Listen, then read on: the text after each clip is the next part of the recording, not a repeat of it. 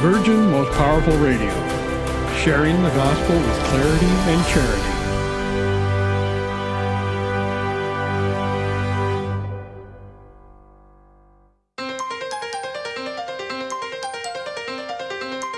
And now, Virgin Most Powerful Radio is pleased to present Hands-On Apologetics with renowned Catholic author and apologist, Gary Michuta.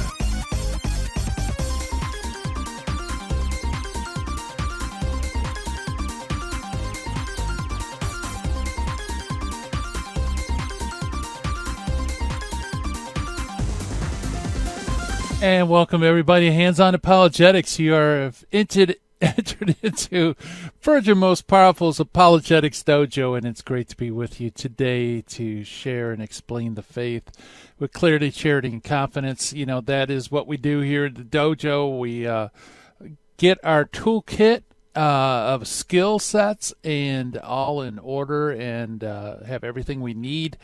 And then we practice those skills and learn from guest senseis coming onto the show. And as always, you know, we do that through two segments in our first part of the show, where we look at finding the fallacy, where we look at informal fallacy, and also we check out an early church father. So today's finding the fallacy, by the way, is the questionable cause fallacy, and we're going to meet an early church father that I'm pretty sure most people aren't aware of. At least I wasn't until I started looking into apologetics and the early church fathers. St. Pacian of Barcelona. So that's what we got in store in the first segment. What about the second segment and onward?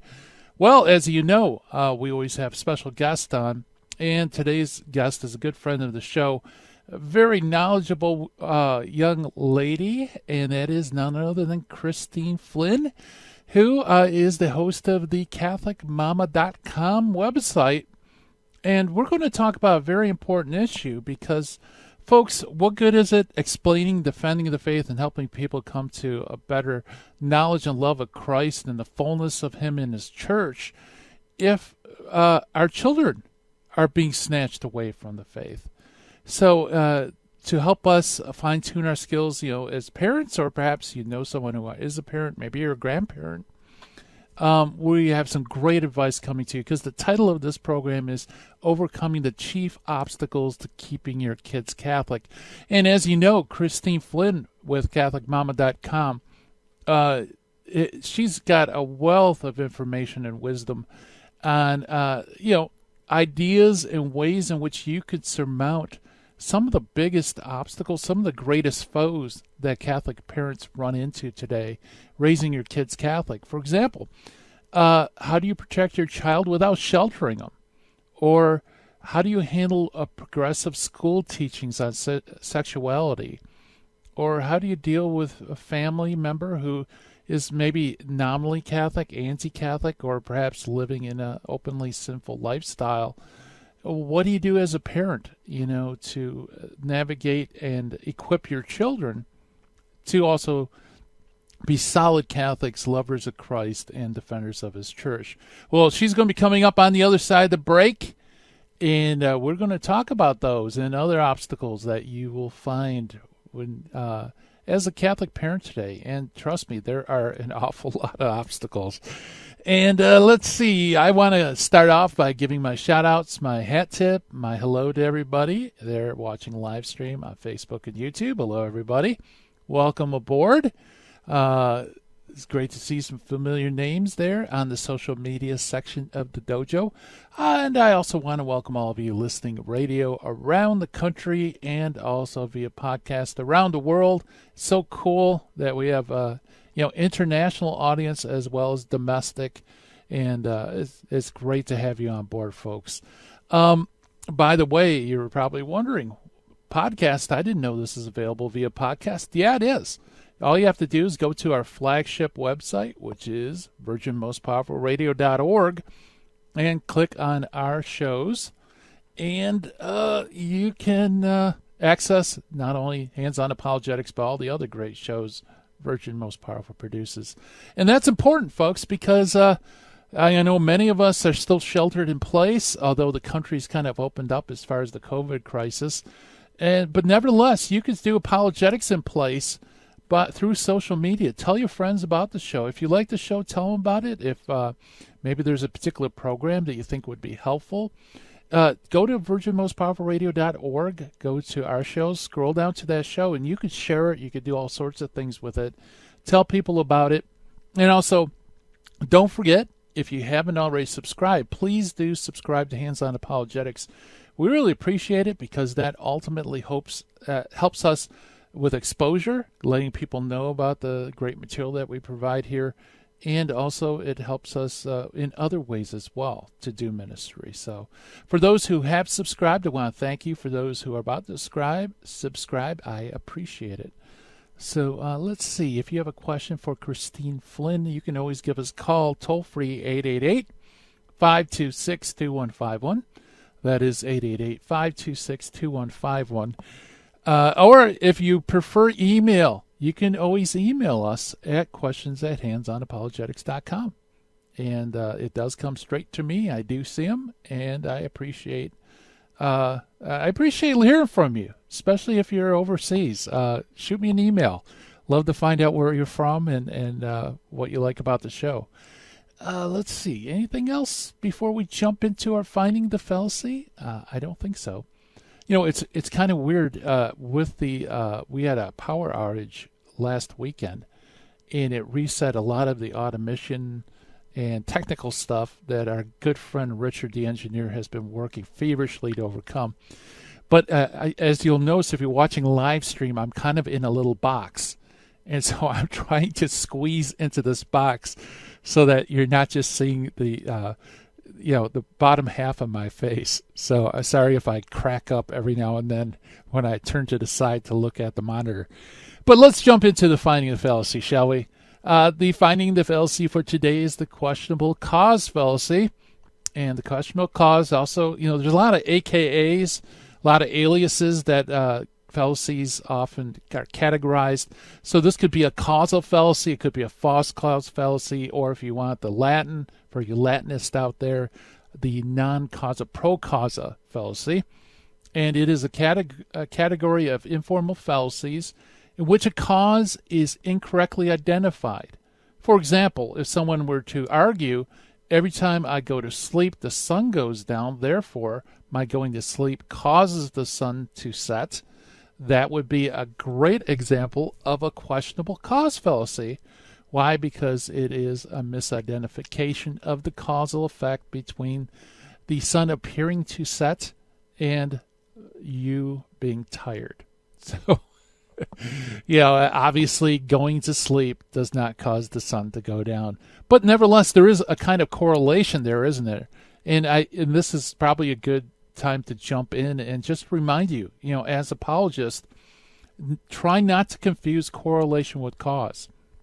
This is often one of those common things that feed into logical fallacies.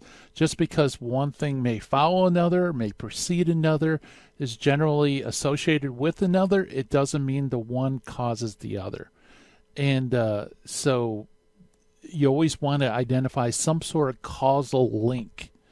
And a lot of misunderstanding on the web and YouTube and all that. The questionable cause fallacy is very much alive and well, let's say, in social media land.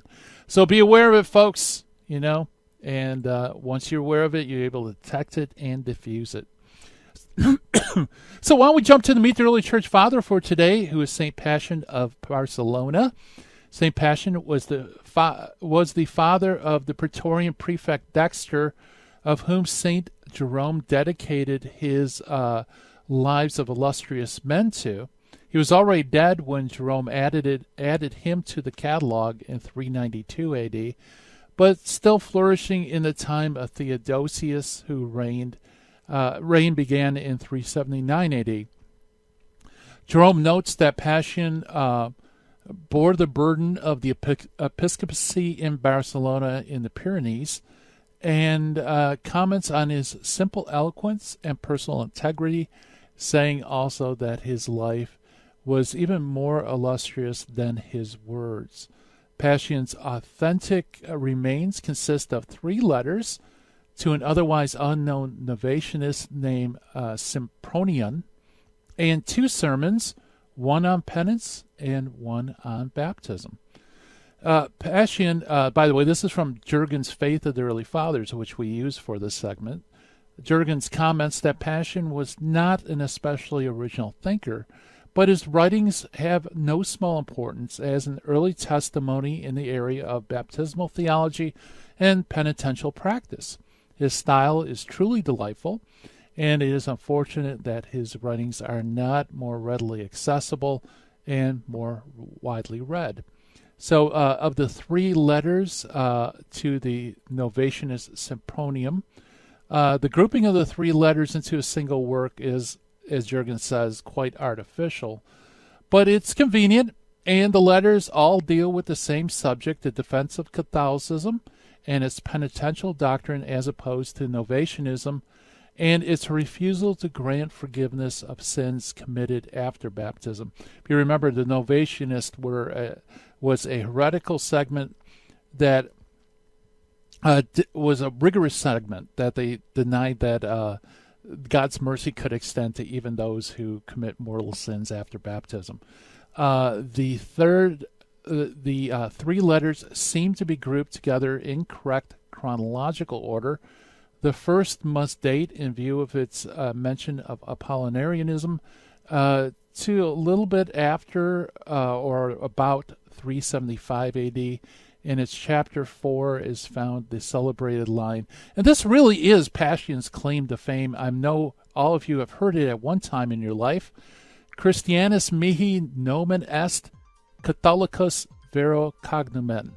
In other words, Christian is my name, Catholic is my last name. So that is our early father for today, Pacian of Barcelona. Coming up on the other side of the break, Christine Flynn and overcoming obstacles to raising your kids Catholic. Stay tuned.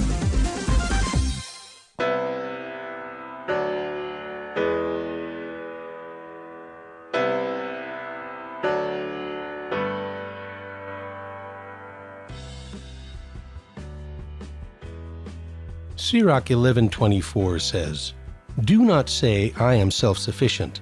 What harm can come to me now?"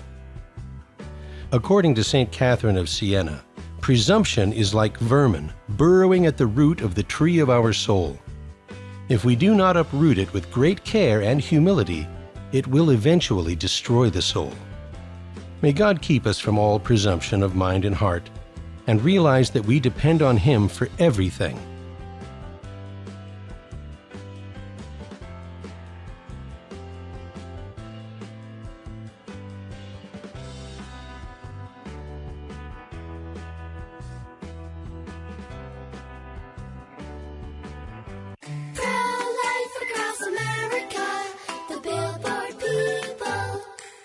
Did you know my mom's gonna have a baby? She is? Will it be a boy? Or will it be a girl? We don't know yet, but we heard the heartbeat and my dad said this is gonna be someone very special. You mean like being a president? Or maybe a doctor? Well, probably maybe like a singer or dancer, I think. Hello, my name is Marianne Koharski. I'm the director of Pro-Life Across America. We know that every baby is a miracle and has the potential to do great things. If you know someone who is pregnant or in need of alternatives or assistance, or would like to support the work of Pro-Life Across America, please call 1-800-366-7773 or visit our website at prolifeacrossamerica.org. Pro-Life Across America is non-political and totally educational.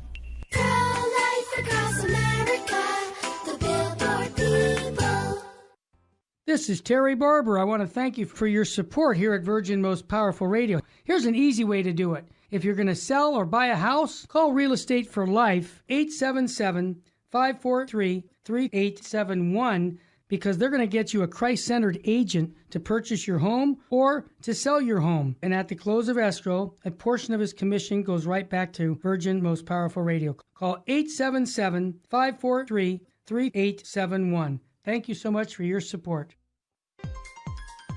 Now, back to Hands-On Apologetics with Gary Machuda. If you'd like to join the conversation, call 888-526-2151. Here's Gary. And welcome back, everybody. Hands on Apologetics. And for you Catholic parents out there, you know that we live in an increasingly hostile world. And raising kids to remain Catholic, it can be a very difficult chore. But to help lighten that, we have our good friend Christine Flynn with us. Christine, of course, runs the CatholicMama.com podcast. She is the wife and mother of 4. As a convert to the Catholic faith, Christine's podcast and blogs are all things Catholicism to help fellow parents feel more sure in their faith and raising confident Catholic children. And if you go to her website at thecatholicmama.com, you can get a great free ebook, How to Talk to Your Kids About God, which helps parents answer tough theological questions simply and truthfully. And Christine, welcome back to Hands on Apologetics. I guess we've lost our guest for a second. So let's talk a little bit about, raising our kids while we're trying to get it back. Oh, Christine Flynn. As I mentioned, she runs this podcast, thecatholicmama.com, which is great because she gets lots of feedback from Catholic parents as to how to overcome obstacles, practical advice, things like that.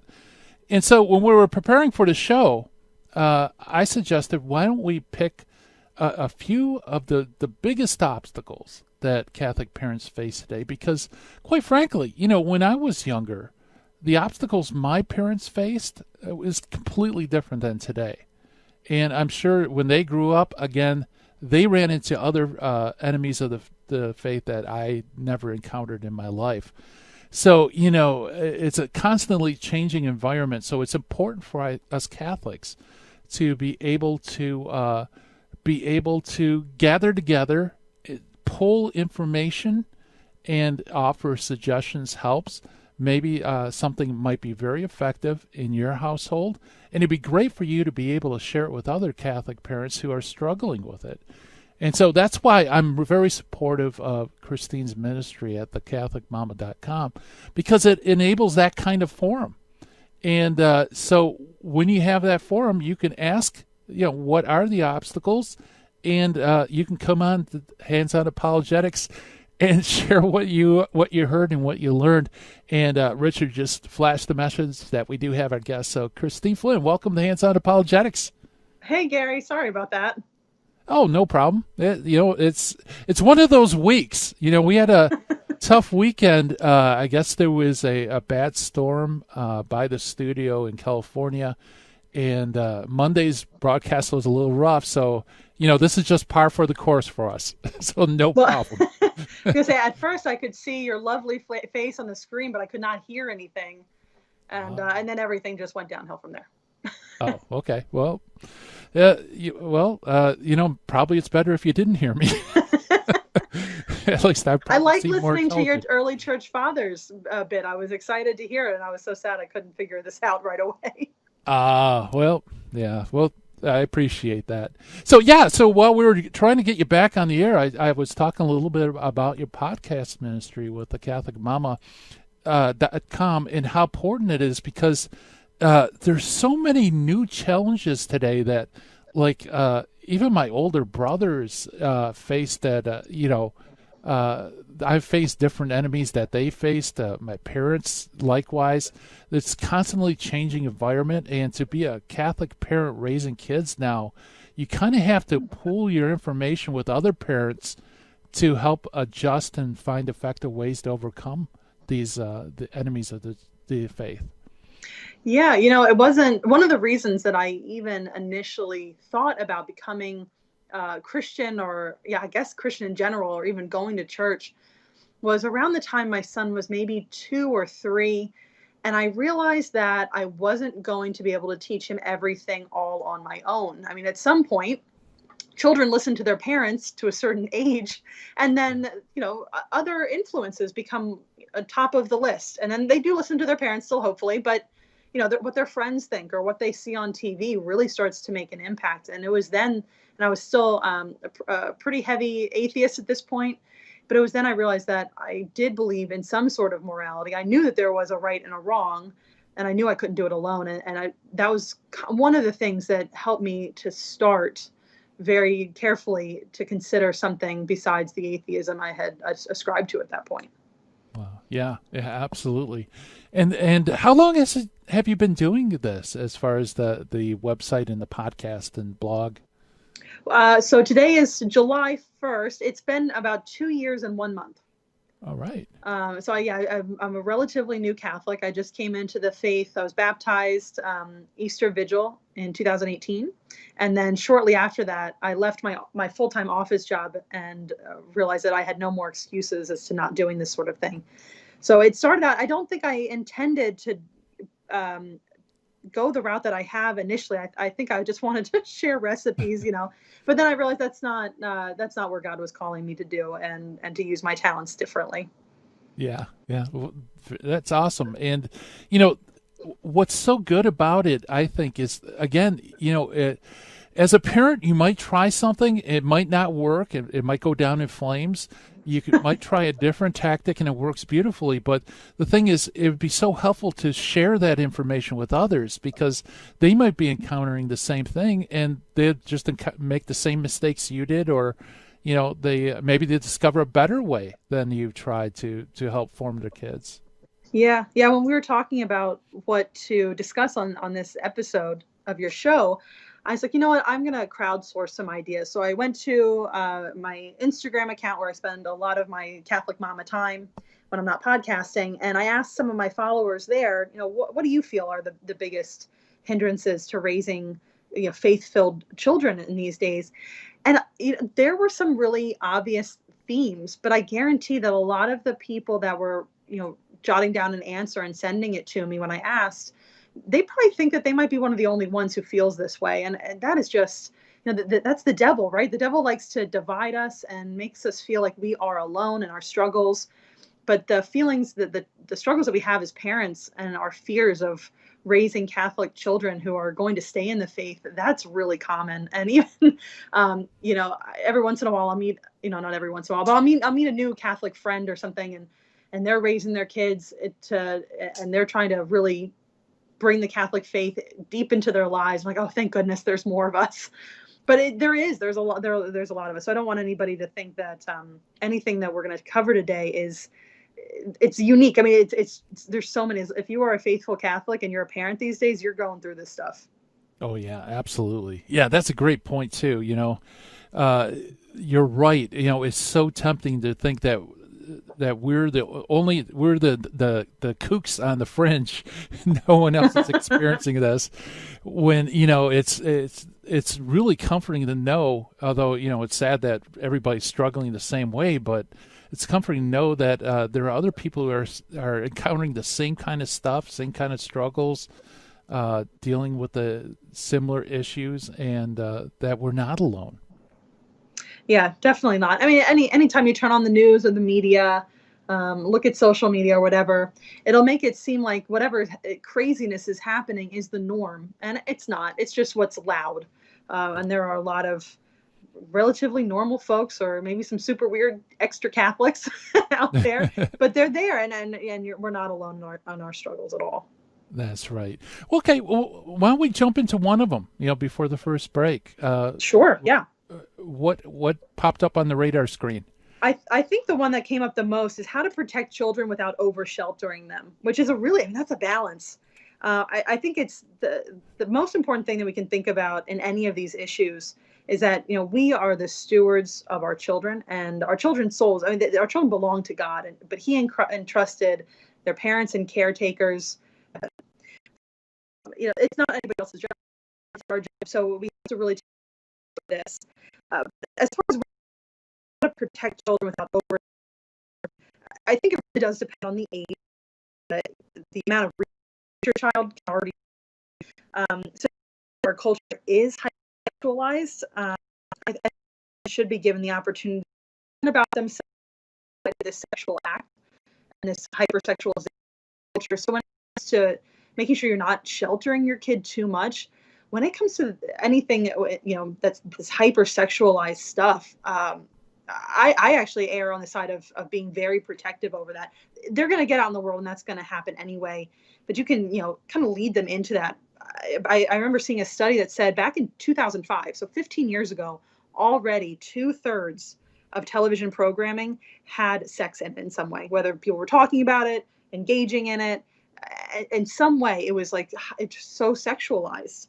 And we really have to protect our kids from that, and give them a chance there to not think that their only reason for their person is to engage in that in some way. So I personally I err very much on the side of caution when it comes to that. But then there's other things. I think that you just have to be aware of what you're okay with. So are you okay with some violence in TV or movies? Well, then decide what kind of violence or how much violence that is. Are you okay with some bad language? Okay, well, how much and to what purpose? There's a difference between gratuitous violence and somebody defending themselves, or defending, an animal or something like that. So I think you really should become very clear for yourself on what you're okay with and have some good reasons as to why you are or are not okay with things. I mean, even if I got caught by surprise watching the second Incredibles movie, it wasn't anything that bad, but the kids were bickering a lot and they were talking back to their parents. And I have small children who they get it now. They know that they're not supposed to talk like this. But if I hadn't stopped the movie in that moment and said, "Oh boy, this isn't very good behavior. What do you think?" and let them talk about it, they either retain that as good or neutral behavior. So it really does come down to us reacting in the moment and also understanding what we are and are not okay with before going into this sort of thing. Yeah, no, great advice. And that is such a tricky area too, because there is no clear cut, do X, Y, and Z, and then you know that you're not over sheltering or under sheltering. It really requires a lot of discernment. And I like how you put, there are some things that are just clearly out of bounds and you can't tolerate them. Yeah. And especially if you're hearing people talk a certain way, say you're out in public and you hear people behaving or acting a certain way. Again, kids are going to notice this stuff, even if they aren't going to turn around and ask you about it. They're taking this all in. So, and it's the same reason why it's so important to really live the faith in your own home and your own lives, because kids are watching that. Of course they are. And the same goes for what they're consuming. And even studies have shown that, very good studies, that the younger a child watches anything with anything sexual in it, the more likely they are to engage in sexual behavior early on, like by a couple of years even. So, you got to talk about these things with your kids and also set those boundaries. But that it really depends on yourself, Very good. We're chatting with Christine Flynn, who is the podcaster for thecatholicmama.com, or how to overcome obstacles and challenges in Catholic parenting. Stay tuned, folks.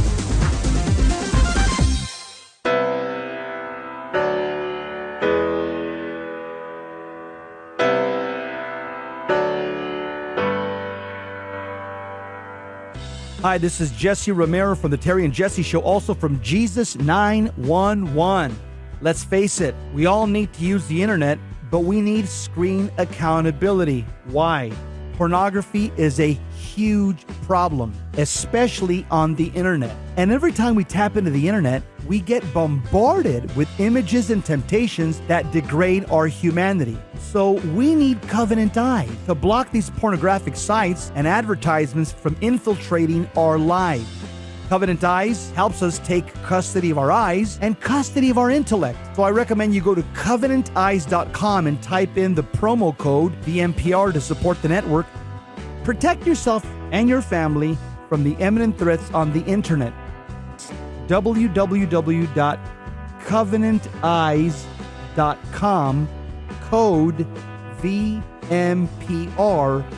Live porn free. Thank you for listening to Virgin's Most Powerful Radio. Thank you. God bless you. Keep the faith.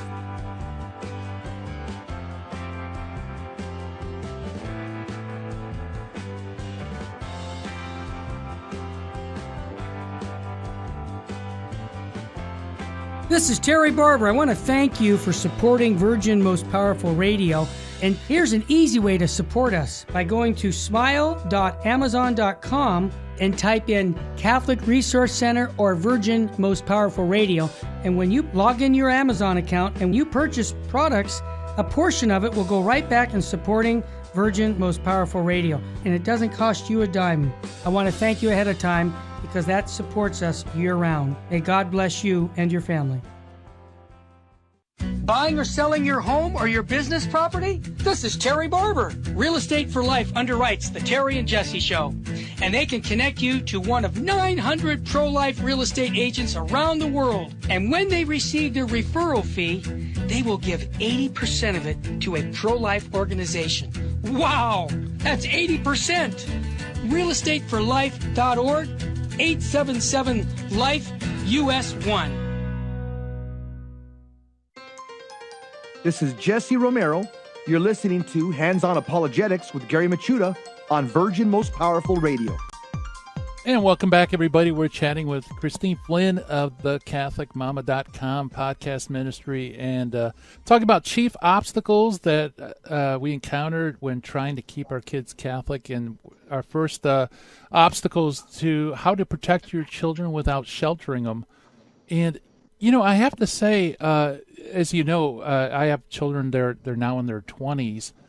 But I remember, you know, where that line of toleration and intoleration was certainly moved. Like if I had young children now, there would be certain things that I wouldn't even, you know, I would strictly forbid it being in my house. Where before, you know, I think I'd be more tolerant. Like for example, gaming, you know, computer games, you know, things like that. Yeah, we Pat, my husband is very good about this. We've talked about this a lot, is finding that balance, because we both know kids who were raised in very stifling, strict homes and then turned around and had horrible addictions with drugs or gambling or any number of things. Yeah. So that's the fear, right? You think you're doing something right and then you mess up in the end, kind of big time. So it is this blend. So, you know, I'm not opposed to computer games. I actually like video games. I like the nice ones, though, that there aren't even any bad guys, but I'm a big wussy about that. Yeah, same here. Same here. Yeah. Pac-Man, stuff like that. I can't pretend, you know, my brother was a big gamer, too, growing up, and his hand-eye coordination, though, was phenomenal. And Pat's is as well, and they were both gamers. Now, did they both play video games too much? Probably. And that's something that could have changed and I won't allow. But I guess when it comes to, rather than saying the things that you can't do, you know, help them develop disciplines that they should have. So say with and this reminded me when you said about the video or the computer games or video games, our oldest is only 6 still. So there's a lot of this stuff we're still figuring out. And of course we get to do it in one of the craziest starts to a decade in recent memory. But he loves playing video games and he loves watching TV, and he's like this since he was a baby or a toddler. And I tried not to let him watch this stuff, but here we are. And we let him because I know that he would be miserable and it would be unfair for me to try to take it all away. So we ration it. But one of the things that he has to do before he's even allowed to touch any kind of remote is he has to say a decade of the rosary. He has to practice his piano. He has to do some math. Like there's things that he just, and we don't tell him that we'll say maybe it's a reward, but we make a point of saying, well, we're making sure that you're developing good habits. You know, like it's a lot about the positioning of it, and also making sure that we're offering, no, you can't watch this show. Okay, well, what can I watch, or what can I do? You know, rather than I've heard this a lot from parenting experts. Don't just say no to a kid. You know, do this. So don't just cut things off and say, no, you can't do this, but give them a good alternative and give that guidance. I mean, we got to remember, we are the stewards, we're the good shepherds, and we really do have to, we can't expect that children are going to know the better way. And we have to be the ones to show them that. Yeah, very good. And very well said, too. What's another obstacle that Catholic parents run into? You know, I think it kind of piggybacks on what you said a second ago, like you wouldn't allow certain things into your home. And one of the things that came up people would ask, what do you do if you have family members who are nominal Catholics, or you have family members who are anti-Catholic, or family members who are living openly sinful lives? How do you deal with that? And I think the one thing to remember, now this is a lot easier said than done, is your home is your rules, right? So if we have people coming into our house, it's a Catholic house, so they're saying grace, they're not going to get drunk, they're not going to say bad words. And actually, not too long ago, we had a family member who was clearly had some drug issues, trying to be around our children, and we had to tell them that they couldn't be near us. And it wasn't even like really, really noticeable. Like I don't know if my children would have noticed it, but my husband and I knew. And so they just had to leave. I mean, it was tough, but to tell somebody that they couldn't be near us at that point because of this. But it's our home, and it's the domestic church. You wouldn't allow somebody in certain circumstances to behave a certain way in a church, so you don't let that in your own house. And even still, my dad is a fallen away Catholic, but it is well known that if you're going to eat dinner in our house, then you're going to say grace before a meal, even if you don't believe it. You're not going to put us in a position where we have to explain away things in our own house, because if we're going to get that stuff outside the home all the time. Right. Yeah. The tricky thing with family, though, is that you're absolutely, I love that, the idea of the domestic church, and, essentially it's your castle. You get to put up whatever walls you wish to put up.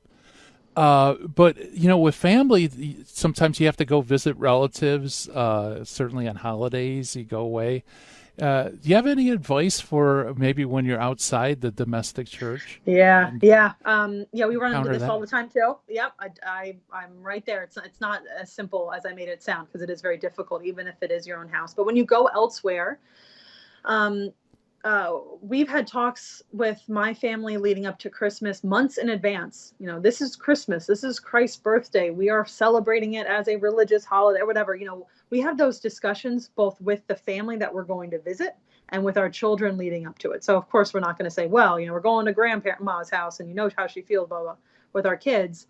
No, we're just explaining the reason for the season with the kids, or we're explaining, it's not just like this in the moment scrambling to try to make sense of some behavior that we know is inappropriate.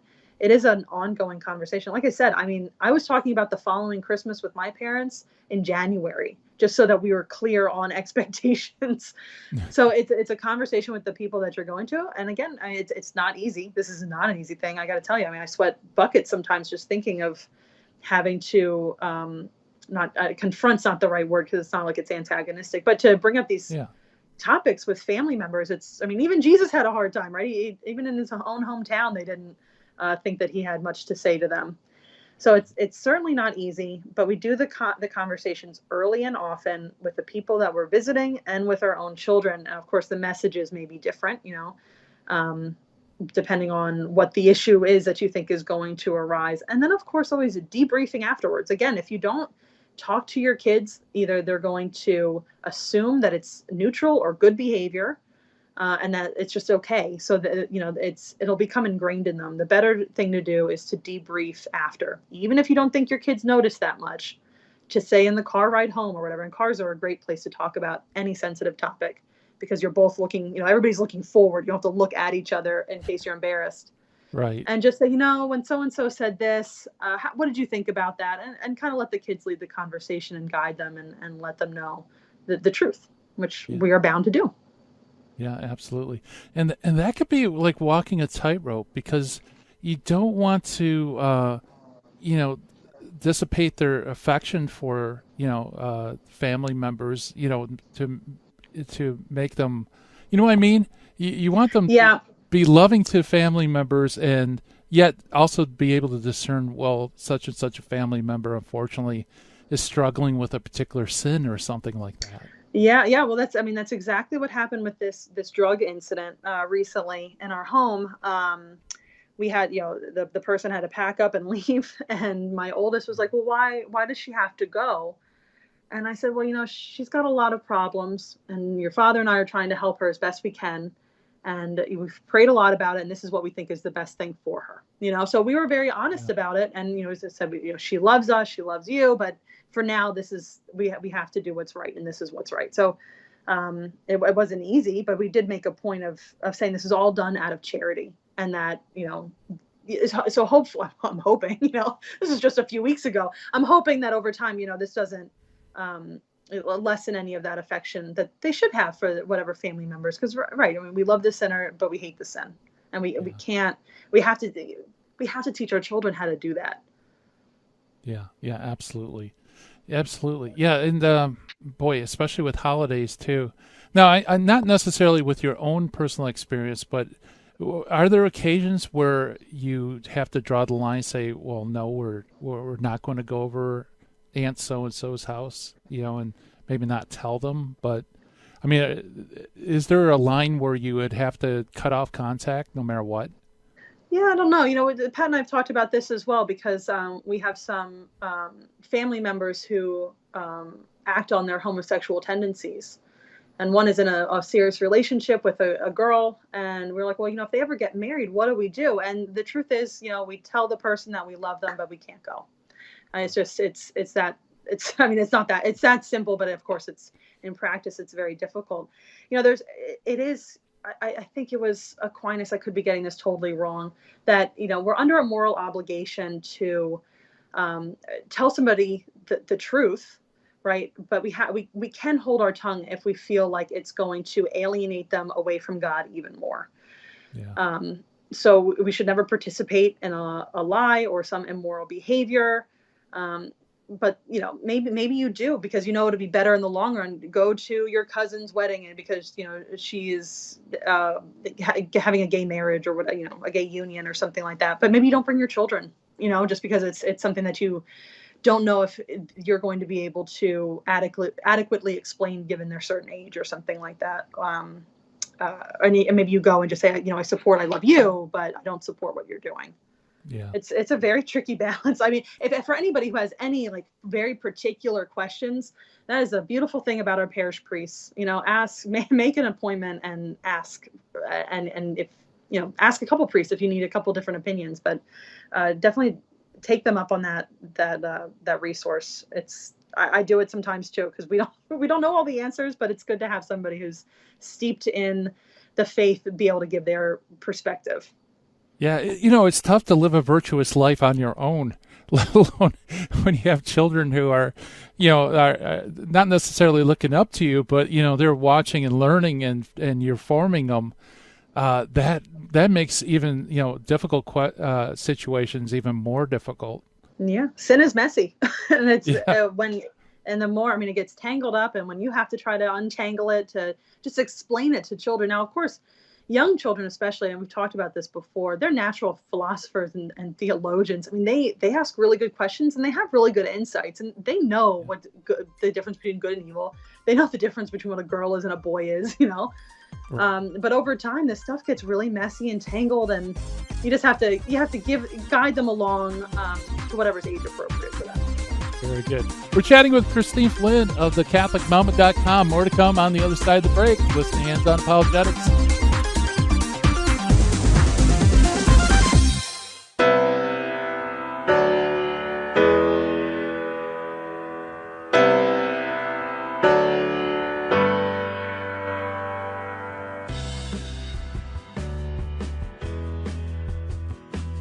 Help the Helpless, a Minnesota St. Paul nonprofit organization chaired by Father of Tear and volunteers, is humbly asking you for your kind support to help the poor and the handicapped children in India and Ecuador.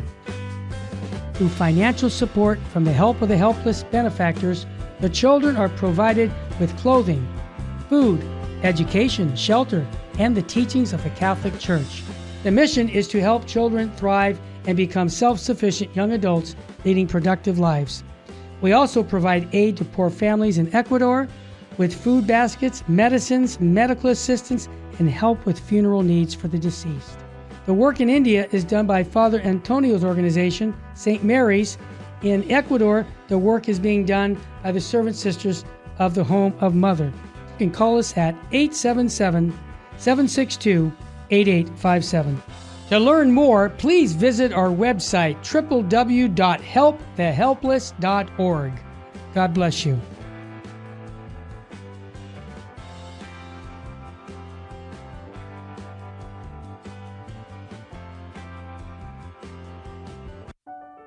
Healthcare news today seems to be coming from everywhere and everyone. It's confusing at least and untrustworthy at the worst. Dr. Aceta is a faithful Catholic in the Kern County community. He is trustworthy, well-researched, and will only give expert opinion on matters in his own specialty. Catholic teaching at its entirety is of utmost importance to Dr. Aceta.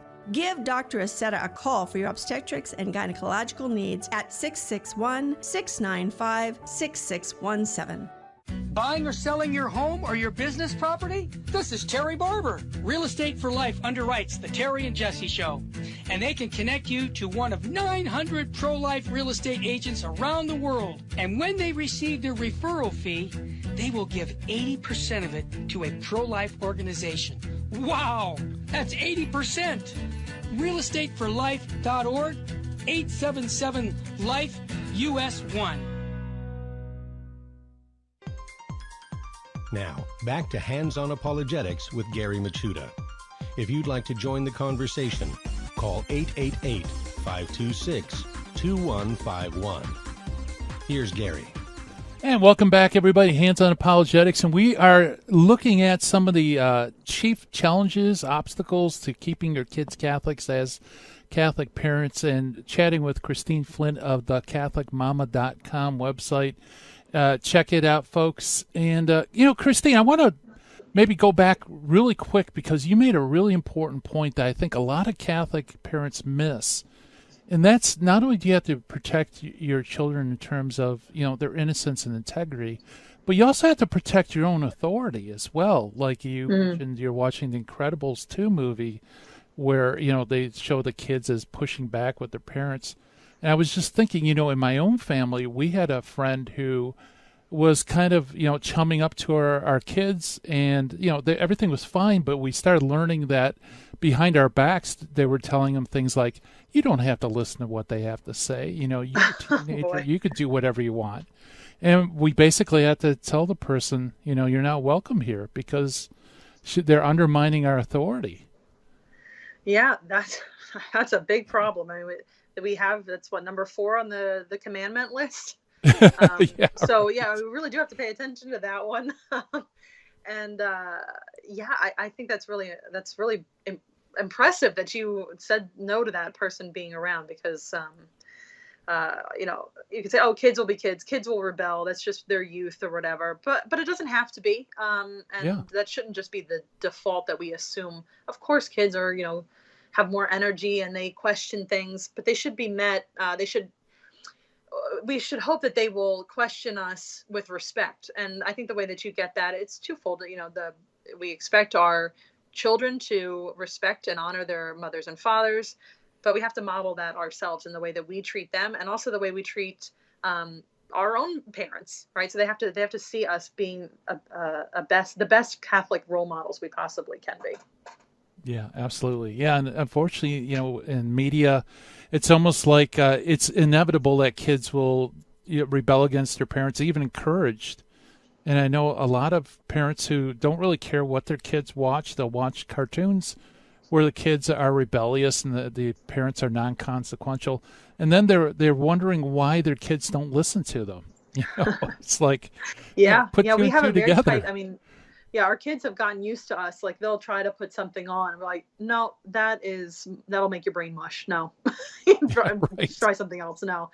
But I will suggest for any parent looking for something good for like a movie night, there is a website called CatholicAllYear.com, I believe is what it is. It's Kendra Tierney, and she has 10 children. Of course, if you have 10 kids, they range in age quite a bit, and she has a great list of appropriate movies for all ages in the family. And even if it is something that may be geared towards the older children, she will make notes on points that maybe would be a bit of a problem, and how to talk to your kids about those, and what to pick out and have a conversation, which I think is really important. It goes back to us wanting to protect our children, but not over shelter them.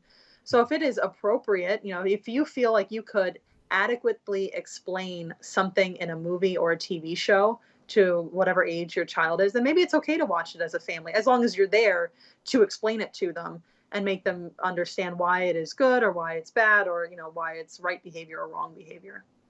Right. Yeah. Very good. Very good. That's a great. So it's CatholicAllYear.com. Is that the? I believe it is. Yeah. And actually, she does a lot on liturgical living. She's the queen of feast days, celebrating feast days. So cool. I always default to a book of hers called Catholic All Year, I think. So yeah, if you look for that, you'll find something similar at least. And she is, I think it's 100 movies on that list at least.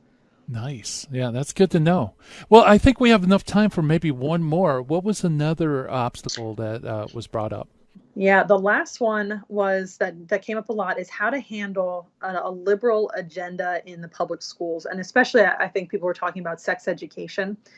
And this is actually a great time to talk about this on your shows, because I just did a podcast last month with Maura from Modern Catholic Mom, who used to go around giving talks on theology of the body to teenagers.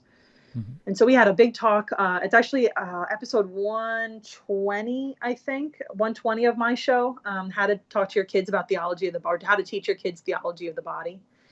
And so we had a great talk on this. And then the main point is, again, you're the steward of your child's soul. You're in charge of your child's upbringing. And this whole idea of the talk or the sex education, this isn't just, a one-time deal. This is an ongoing conversation or set of lessons, depending on the age. So the first thing, if you are struggling with the liberal agenda or maybe the hypersexualized agenda in your kids' education, I would suggest first, and this is, I'm getting this from Maura herself, is asking the school district for the documents and the resources that they'll be using in their sex education, and make sure that even if you opt your child out of any kind of education, you have to use that time teaching them something important, because otherwise their friends who didn't get opted out of this education will be telling them all this stuff. Yeah, that's true. Yeah, I remember one Saturday morning, my mom called me into her room and she's like, okay, here we go. Let's have the talk. And I was like, oh, don't worry about that. I heard everything from so-and-so's older sister. And my mom practically wiped her brow going, phew, okay, go ahead, go play. And I came to know years later how wrong and how, I didn't know anything. My friend's older sister knew nothing. But that's where I learned. And unfortunately, because I had a parent who just wasn't comfortable with giving me that kind of information face to face. So it's early and often, and as taxpayers, if you have a child in the public school, you're within your rights to ask for those resources that they're going to be using, to complain about the resources that they're using. I mean, you got to, again, it's your job, no one else's. So even if it makes you super uncomfortable to either talk to your own children about this, or you really just don't feel like getting into it with other people. And I know it's exhausting. I just got the online mob descended on me last week for something, and it's exhausting. And I gotta tell you, I didn't particularly want to take a stand, but I knew that if I didn't, who else is? So we have to start speaking up, whether that is directly to the school boards themselves, or just making sure that we are not constantly, but regularly having these conversations with our children about what the truth is, what the Catholic Church teaches. And a lot of this comes down to what we've talked about on previous episodes, spending time, having an active faith life with your children and being a faith role model, and that every truth that we need to find and know about is in the Catholic Catechism or is in some encyclical or something. It's in the church. So never forget to lean back on that and just it's your responsibility. We can't just think that somebody else is going to do it for us or do it better than us. There's nobody better to teach our children any of these things, whether it's theology of the body or right behavior and respect towards elders or our parents. All this stuff comes down to us. It's an exhausting occupation, as I know you know. Yeah.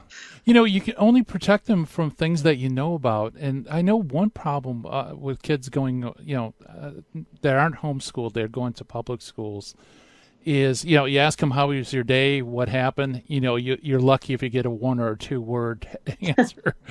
But, it doesn't necessarily even just be sex ed. It could be, different statements and things that teachers could say, or, what I mean? That could be against the faith that your child just imbibes because they're in the classroom and.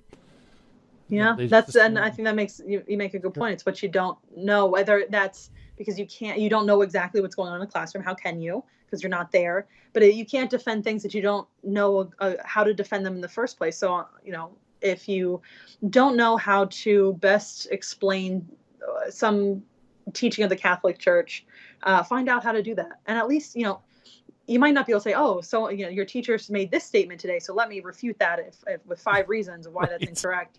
But if we have to trust that our kids are listening to us. So we should be spending time. Our kids should know us as we want to know them. And I think a huge part, the first thing that we should always prioritize in spending time with our children is having a faith life with our children. And just read the catechism with your kids. Anything that helps to grow the faith. And if they're old enough, get them interested in apologetics sooner rather than later, right? So they can see that there's actually real reason and logic behind all this stuff. It's not just some arbitrary rules from people who don't want you to have fun. Yeah, I've learned that it's important not only to know that, know the answer, but at least to know there is an answer that exists. It's not like, well, teacher said X, well, I guess that's irrefutable. It's even if your mom and dad has a book on their shelf that talks about in depth from a Catholic perspective, that in itself can help inoculate some of the aberrant stuff that's out there. Yeah, I saw one political cartoon once, and it was a teacher at the front of the class and says, I want you to be educated free thinkers who do exactly as I say, so you just make sure. And I remember once saying to a teacher of mine in high school, like, oh, well, so-and-so is an adult, so they probably know what they're talking about. And my teacher, I looked like her head was going to explode. She's like, whoa, that is not true. So, it's interesting. So you need your children to learn how to obey and respect you, but you don't want them to just have blind obedience to any adult. Or any idea that an adult says. So it's a lot of hard work, and it's constant vigilance, and also a lot of prayer. On any of these things, I think the first thing, if you're not sure how to go about doing something, is pray. If you're not sure how to talk to a family member about their openly gay lifestyle at Christmas time, well, pray about that, and then ask a parish priest. Ask, or I don't know, pray and ask a priest. I think it's probably my 2 biggest ones if you're really stumped. Yeah, no, that's excellent advice. Well, we only have a couple of minutes left, and I want to talk a little bit about what's going on with your ministry. Who have you had on recently, and where can people go to access all the great stuff you have? Well, I had John DeRosa on recently, of course, to great. talk about his book on atheist slogans, which was so good because I used to say this. I used to say those slogans sometimes way back when. And again, Maura from Modern Catholic Mom did a wonderful job in helping talk about how to teach children theology of the body. And actually, one of my most popular episodes recently, that was one of them. And also, I had a mom on who has 7 children, and we talked about just practical tips on how to have a big family life. Like, how do you feed these people? Where do they sleep? And so that was a really interesting one that a lot of moms got a lot out of. That's awesome. Well, okay. Well, thank you so much for coming on the show. This has been a lot of fun. Yeah, thank you. All right, it's Christine Flynn, ladies and gentlemen. Yeah, check it out. It's at thecatholicmama.com. Lots of great stuff and great resources, and as you can tell, great information. Oh, man, I can't believe the hour has flown, but never fear. Coming up next, Terry and Jesse will soon be here with the Terry and Jesse Show. Thank you so much for tuning in, and God willing, we'll be back again tomorrow with Carol Keating and this thing we call Hands-On Apologetics. Everybody have a great day, and I'll talk to you later. Bye-bye.